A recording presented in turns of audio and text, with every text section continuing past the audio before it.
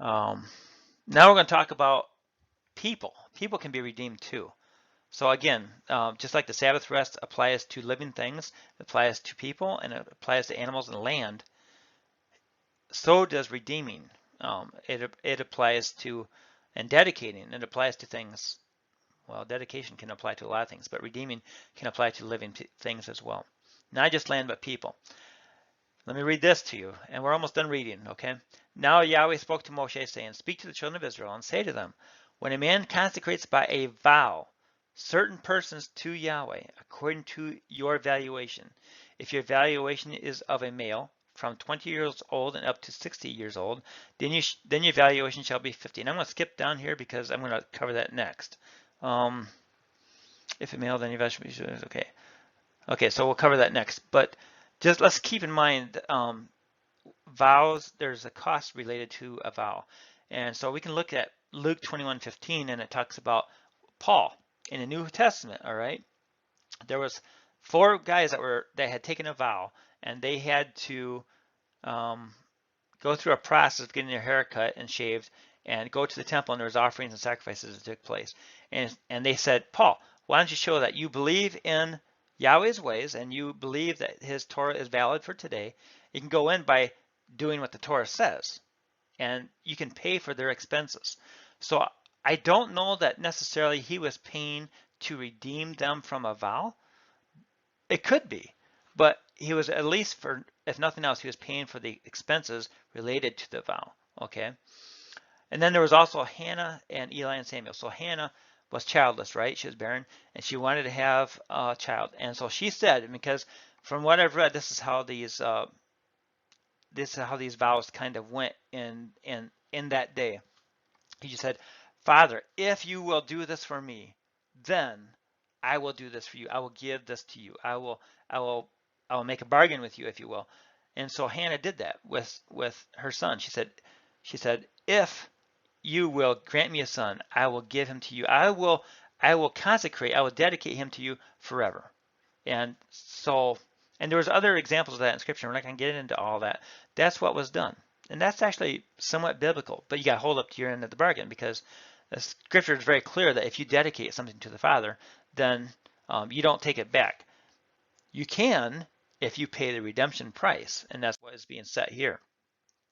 So the way this worked out was in order. 1 month old person to 5 years old, a male was 5 shekels. You could dedicate them, and then you could redeem them for this price. And it was a way to make them holy, and it was a way to also provide and give a gift to the temple or to the priesthood. Okay. Female is 3 shekels. 60 years old. So this is an order of value. 60 years and up would be 15 and 10. So I'm almost in that category, but not yet. So I'm still 5 to 20 years old. Is a male is for 20 shekels, female 10, and then the most valuable group 20 to 60. I'm still in that group. Yeah, male 50 shekels and female 30 shekels. That was just what they set up for a way to redeem. Okay, every person. It doesn't say were they good at this, were they bad at this, did they have one arm, were they good looking, did they have any skills? It was all the same. Didn't matter. It was just about on age and on your gender. Okay, all the same in Yahweh's eyes. But then there's one last provision regarding the redemption, and it says this: but if he is too poor to pay your valuation, okay, so in other words, this is what could happen. Somebody says, I have a son, and I'm gonna consecrate him. I'm going to make a vow of him and dedicate him to Yahweh. And then he says, oh, and then the cost is, maybe you didn't realize it's going to be 50 shekels. And he goes, I don't have that much. So he can't just say, well, that was a mistake. Let's annul that. Rather, it says this: then he shall present himself before the priest, and the priest shall set a value for him according to the ability of him who vowed. The priest shall value him. So this is interesting. So in that case, the father is very gracious, and he says, bring me the guy, the person, the individual, and set him before me. And I understand you can't pay, so I'm going to look into what your ability is to pay, and I'll set a value based on that. And so the reality is that people can always be redeemed. So this is a biblical principle. People can always be redeemed, no matter the price, no matter the situation. Doesn't matter. Yahweh has it in his Torah. People can always be redeemed. All right, let's move on. So now what's this all about? The duty of dignity. Okay, let's get into that now. So this is what dignity is defined as. Definition: from a reserve or seriousness of manner, appearance, or language, the quality or state of being worthy, honored, or esteemed. A high-ranking officer or position, a legal title of nobility or honor. So we're going to have some examples that might help express this. But rather than just trust, I don't know what that is, Webster or what, rather than trust them completely, let's take a look at what Scripture says. So in Esther 6:3 it says, and the king said, what honor and dignity hath been done for Mordecai? So this is about Mordecai, and if you remember the story, he had done something to save the life of the king, and so they said, okay, we're going to honor him in a certain way and give him a dignity. Okay, so dignity, the importance and value that a person has. So I think this is out of Webster too, that makes other people respect them or makes them respect themselves. Okay, so this is again out of Webster, but this is kind of what dignity means, and it doesn't stray too far from what we just read. So here's some examples. Somebody might say, and to put this into perspective, how could you wear something so indecent? Have you no dignity? So it's about self-worth, right? Okay. In a hospital, she felt stripped of her dignity. So she probably had to put on a robe, and people are probing, and you're just a number, it seems like. So you lose who you are. It can happen. He longs for a society in which the dignity of all people is recognized. Okay, so dignity for all, not just rich people, not just good-looking people, not just famous people. She comported herself with great dignity at her husband's funeral. So I don't think that's quite right, but in other words, she carried herself with dignity, and that's what that was saying earlier. Having control of your emotions. And the last one, I accepted his decision that he wished to die with dignity. So we need to remember that, especially in this time with the coronavirus going on, is that it's really tough right now because I had an uncle that passed away. We weren't able to go to his funeral. We weren't able to go to a viewing. And I'm sure all of you, it wasn't due to the coronavirus, but it was during the coronavirus. And we need to follow through. So they're going to have, when this is all over, I think next year, they're going to have a celebration of life for him. And we need to, if you have people that have passed away during this time, to show them the dignity, remember them, and go to these things, all right? It's important to pay our respects. That's what it's called. And it fits right in with this, respecting themselves. So pay our respects to the people that earned it. Okay, so now we're going to look in the Brit Hadashah, see what that says. Remember, Ephesians 2:12 says, remember that at that time you were separate from Christ. So at that time you were Gentiles, what it talks about in the previous verse. Alienated from the commonwealth of Israel and strangers to the covenants of the promise, without hope, without God in the world. So this is interesting because this is, and I don't want to get into a long thing about this, but you should look up this passage, Ephesians 2:11 through 12, because it does talk about that before we were a part of Yahweh's family, which I believe he calls Israel. I think he has a name. Before that, we were separate from the Messiah. We were separate from the blessings of Israel, and we're strangers to the covenants. We had nothing to do with the covenants or the promises. And we were even without hope. And I could say, yeah, that was me. All right. Since I've come into his family, since I've come under the blood, then now I am not separate from Christ. I am not separate from or alienated from the commonwealth of Israel, which would be the inheritance, all right, which is also land. And we also inherit the covenants and the promise. And we now have hope, and even while we're yet in this world. So no matter the circumstances, if you're joined to Yeshua, we will all be restored, because the promises and the covenants and the commonwealth, the inheritance, they all go together.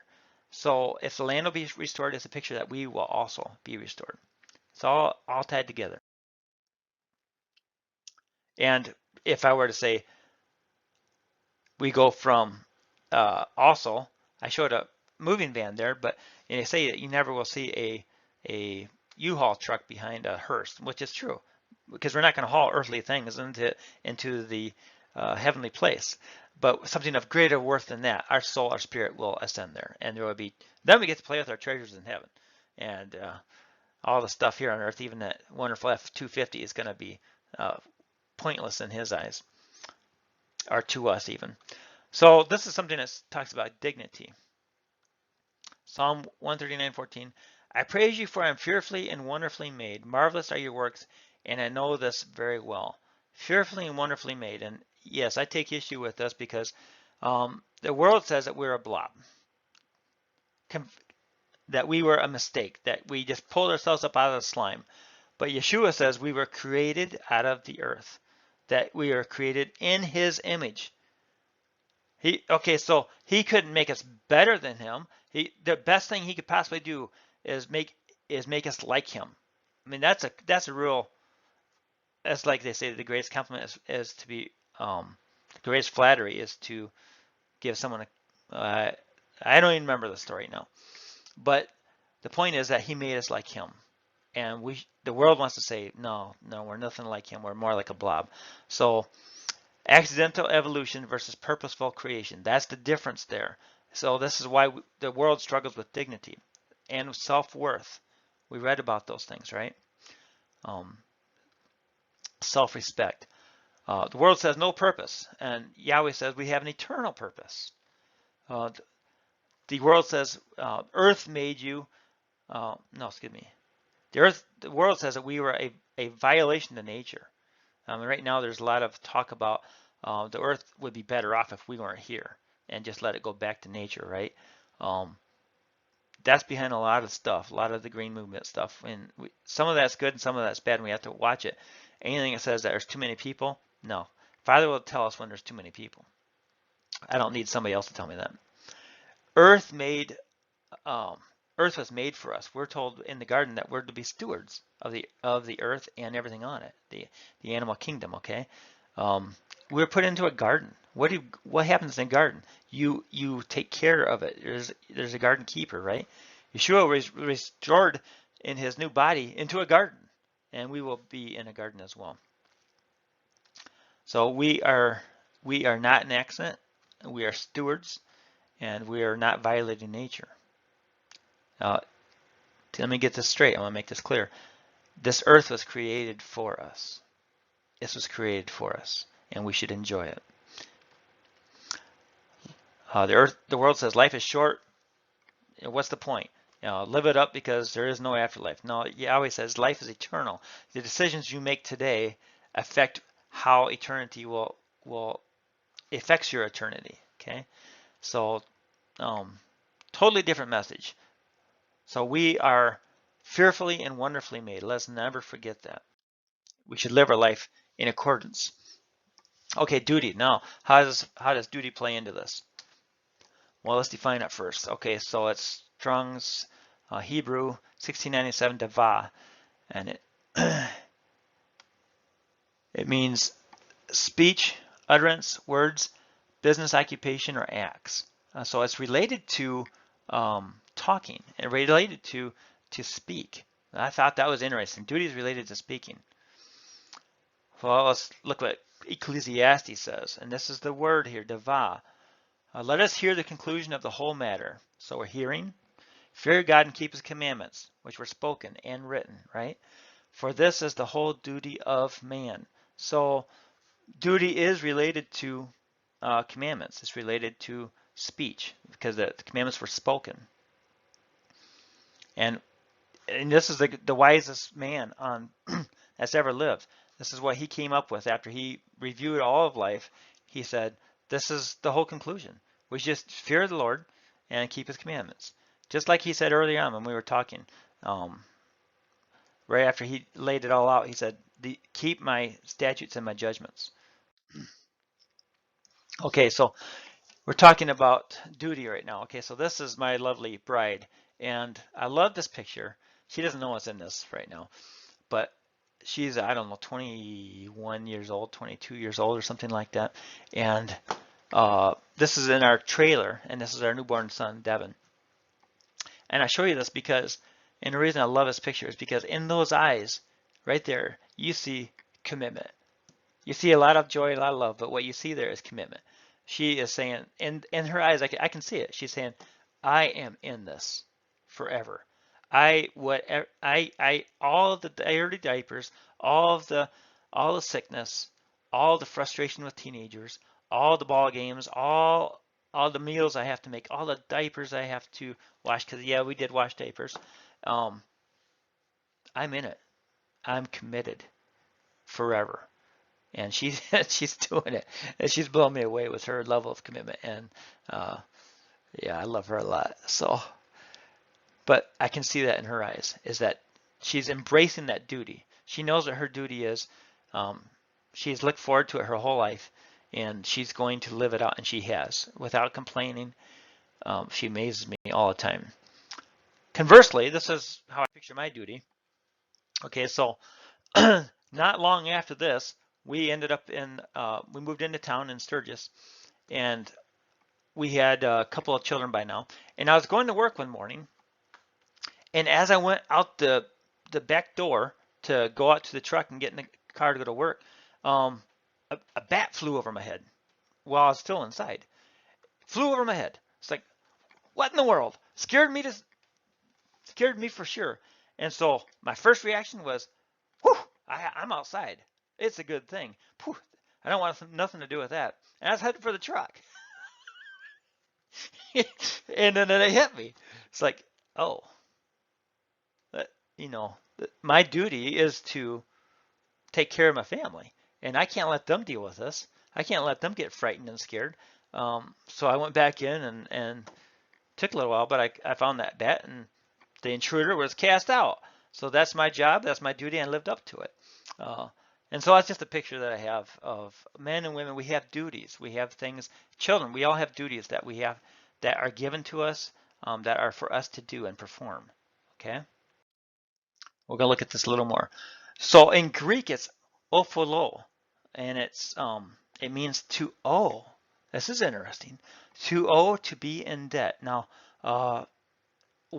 even today, one of the words for duty can also mean a tax that was paid usually on imported goods, but it can mean something that's paid, even in today's language, or something that's owed. Okay, so here it is in Matthew, and this is the same word, 3784, ophilo.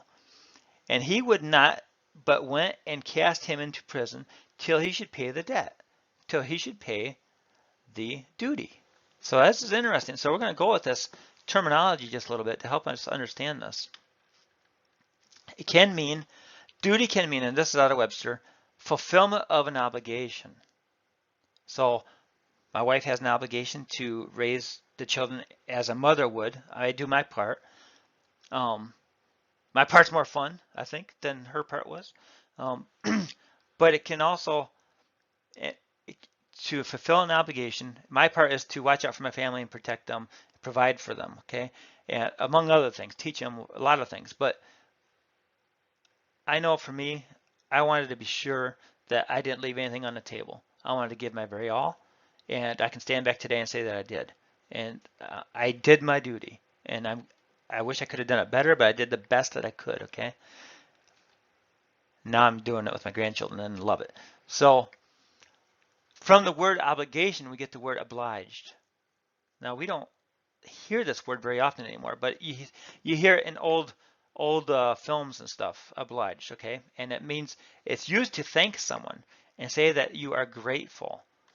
So you probably heard it spoken of like this. Here's the information you requested. Oh, I'm much obliged to you. That means I owe you, okay? I'm in your debt to some degree. It's not official, but it's kind of like a way. So to show gratitude is a way of expressing that you owe somebody and that you are in debt to them.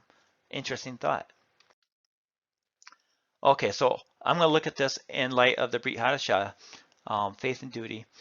And this is something that the Father, Yeshua, taught us about duty. Okay? Duty, yeah. And I'll read it to you. Luke 17, 5-10. And the apostles said to the Lord Yeshua, increase our faith. So the Lord said, now this is interesting, the Lord there, the word is Kyrios. And it means, what did I, leader, master. It means master. So Yeshua was their master. So that's a fine word. If you have faith as a mustard seed, you can say to this mulberry tree, be pulled up by the roots and be planted in the sea, and it would obey you. And which of you having a servant plowing or tending sheep will say to him, when he has come in from the field, come at once and sit down to eat? But will he not rather say to him, prepare something for my supper, and gird yourself and serve me till I have eaten and drunk, and afterward you will eat and drink. Does he thank that servant because he did the things that were commanded him? I think not. So likewise you, when you have done all those things which you are commanded, and this is Yeshua speaking, say, we are unprofitable servants. We have done what was our duty. And it's the word, ophilo. We have done our duty to do. Okay, so they owed their master. They were in debt to their master. He was their leader. He was their master. He provided for them in every way, and they had commandments. They had an obligation to do, and they did it. So if Yeshua is our master, then we need to be as a servant, and that's how a servant would talk and conduct himself. Okay, so this is from a movie called 517 to Paris. The guys in our fellowship went and saw this movie a couple winters ago, and it was about a duty of men, and that's why we went. We wanted to see, how a man performs his duty. And if you remember this, you might not have seen the movie. I'm not saying you should see the movie necessarily, but we saw it, and in it, they were on a train going to Paris, and there was a terrorist that tried to take over the place, and he had a rifle, and he'd already wounded somebody severely. And he came into this car, and there was 3 guys that were there. They were off-duty military personnel, and they were trained. They were trained to serve their country. And they're not even in their country right now. They're in Paris because they're American soldiers. And as soon as that man came in with that gun, this gentleman here, he saw it and he reacted. And he got up and he charged that gun, putting his own life at risk. He charged that gun, and he got there before the man was able to fire. And with his 2 comrades, he was able to disarm them, not without cost, because they got stabbed and they got kicked and they got hurt and they got injured. And these were real life heroes. So the guy that got to play in the movie, Clint Eastwood, he had them act their own part, and that was kind of a duty as well. And seeing ourselves, it was only but our duty to do. Okay, not concerned about our life, but concerned about everybody else. And they were heroes. And then we're going to talk about redemption a little bit. In Colossians 1:13-14, it says, for he rescued us from the domain of darkness and transferred us to the kingdom of his beloved. So in whom we have redemption, the forgiveness of sins. So we were talking about redemption earlier, right? So this is how we need to live. This is how I need to live. 1 Corinthians 6:20 also says we were bought at a price. So we were redeemed. We were purchased at a price. Just like the land can be redeemed, and those that are made holy, those that are dedicated to the Father, are made holy, and they can be bought back. They can be purchased. And if you remember, if you didn't have the money to buy somebody, to buy back something, to redeem something, then you set it before the priest. And the priest determined the valuation for him who vows to redeem. So he sets a value for that person based on what the other person can pay, the one who set the vow, who made the vow. and then he sets the price, and then he can, and it's affordable, he can pay it. Okay, so I want to paint this picture for you. This is what it says. This is what was promised to Israel. Okay, this is part of the Commonwealth, part of the promises for Israel. These are the 4 promises that Yahweh made to Israel. And the third one, and these are the 4 cups of Passover. The third one was, I will redeem you with an outstretched arm and with mighty acts of judgment. Okay, and you've probably heard this picture before, but that's Yeshua with his outstretched arms. He paid for us. And so this is what I want to point. If the price set by the high priest was his life, then how valuable is that person to be redeemed? The price set was so high, it was his life.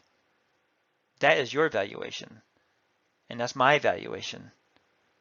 We are that valuable in the Father's eyes that the price that was set, how valuable are we? Well, look at the price that was paid. It was his life. It was everything he had. It was complete. He could not pay a higher price. So therefore, that's how valuable you are. And that's how valuable his people are. And that's how valuable are the people that he's seeking. Okay? So the duty of dignity. The duty of dignity. We're going to talk about that. And this already popped up, so I'll just read it to you. The ultimate goal of farming, and this is from, I think he's Japanese philosopher, farmer. The ultimate goal of farming is not the growing of crops, but the cultivation and perfection of human beings. So by planting something and by going through and understanding the Sabbath rest, by understanding the return of the land and returning to things, and watching the land rest, and what grows in and of itself, and the whole process of pruning, all of these things, they teach us about ourselves. And he sees that, and I don't think he's a believer in Yeshua, but he sees the wisdom in it. I think that's really interesting. But let's move on. So the duty of dignity, see people through Yeshua's eyes. Okay, so I had this picture up here because if you see, there's somebody there with a Hillary shirt in 2016. And these are people crying when Trump won and when Hillary lost anyway. And as much as I disagree with the left, the far left, it's really far these days, it seems. These people were tore up about it, and Yeshua wouldn't laugh about that. Yeshua would have compassion for them, and he would say, they're valuable. I'm willing to die for them. And so I should see him in the same way. And I'm trying to be less irritated with people, and I got a long way to go. Number 2, give more than you take. Okay, so that farmer, he had some land, say he had some topsoil, and every crop takes nutrients out of the soil. And so he's realizing, for the next generation, I need to build into this soil. I need to build into this soil. Okay, so I'll give you how can we apply that today? I don't have a rototiller. Okay, so I borrow my dad, who lives down the road. He lets me borrow his rototiller. So I rototill my garden, and it doesn't matter if it's got 0 gas in it or if it's a full tank. When I'm done, I make sure that I fill that tank up with gasoline because I want to take it back in the best condition that I possibly can. Sometimes I power wash, or I don't have a power washer either, but sometimes I'll wash it off if I get it all muddy. But if you borrow something, give it back to somebody in better condition than you received it, if at all possible. The same way would be for Israel. So like that farmer said, are they going to let their fences run down? Okay, the Jubilee's coming up, and I'm just going to let the fences need repaired. I'm not going to worry about it because the Jubilee's coming up, and it's somebody else's problem. Or would Yeshua's example be, hey, let's make sure it's going to be a good handoff because we're giving it back to brothers. We're giving it back to Yahweh's people. We're not just giving it, to somebody that doesn't matter. Maybe that doesn't even matter. Maybe it's about us, like this man says here. It's about who are we, and taking pride and having dignity of our not only our value, but whoever's going to be moving into that, to show them value as well. Don't shirk your duty, but rather rise to the challenge. So whatever duty you have. So children, if you If your job is to take out the trash, if your job is to help fold the laundry, if your job is to milk the cow, it's a duty. Fulfill it. These are life lessons that are going to grow, apply to you in your everyday life as you get older. Okay, you're building character, so don't shirk it. Look at it as an opportunity to grow and to show that you are valuable, and that the other members of your family that you're doing this duty for is valuable as well. Live an obliged life. So I'm using that word again. You know, to show that we are unprofitable servants. You know what? That's what Yeshua said. That's the example that he laid, and he served as a model. He washed the disciples' feet. All right, and I don't remember him even having a house of his own. He certainly didn't have his own wife or his own children. You know, he was serving his people. He was serving all of us, and so we should live in a life obliged, like that. We are considerate and we're appreciative, a grateful life of everything that's done for us. And when we realize that, you know, what rights do I have? Oh, really? You know, what do I deserve? I deserve to die is what I deserve. But Father, he provided a way. He redeemed me at the price of his son's blood. And I won't forget that price that was paid. And I will live a life obliged in appreciation for what he has done to demonstrate that I am but a servant in his kingdom. And that's a real honor. And then finally, yeah, get out and grow something. If you want to understand Yahweh, get out and grow something. Get out and milk something. Go shear a sheep. You know, and you'll learn some things. I did that this past week, and oh boy, I learned I didn't enjoy that very much. But Yahweh's ways are displayed all over nature, so that's a great place to learn some things. So that's what I wanted to go over today. That's what I felt the Father was telling me, is the duty of dignity. So it's our duty to demonstrate that other people are valuable. You know, not only are the people, we are valuable too. We're made in his image. So treat ourselves with dignity, all right? Don't pollute ourselves. Don't, you know, we're a holy temple. Don't pollute ourselves. Keep your head high. Live by his standards. And but yet be a servant. It's a really interesting walk that we have. And then treat others with dignity, that show that they matter, okay? Demonstrate that they matter. You know, my wife demonstrated to our children that they matter a great deal by pouring her life into them. And same way for me, you know, by me going back and dealing with that bat, as much as I didn't want to, it would be unkind for me to expect my family to take care of that. I'd be shirking my duty, and I'm not going to do that either. So, so whatever duty you find yourself upon, embrace it. Do it with all you can, all your might. You'll grow and you'll move on, and everybody around you will be blessed by it. All right. Hallelujah. Shabbat shalom. You guys have a wonderful Shabbat. Thank you for joining with me in this, and we'll see you soon. All right. Shalom.